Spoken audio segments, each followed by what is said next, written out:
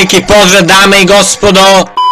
Veliki pozdrav družino. Prije nego što krenemo s ovim videom, mi vam se zahvaljujemo na 2000 suba, dakle super ste, šta vam kažem, ovo ono. Dakle, danas ćemo se baviti prognoziranjem rezultata utakmica Lige šampiona u četvrtfinalu. Dakle, s obzirom da večeras počinju ove utakmice, mi ćemo sada probati, dakle, da vam objasnimo, pre svega ja ću da vam objasnim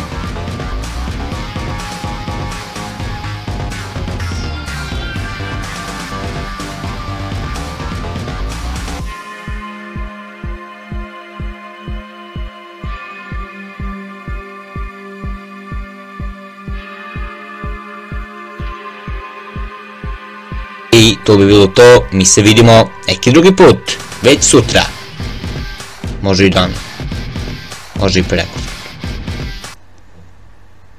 možda i nikad, šalim se bre.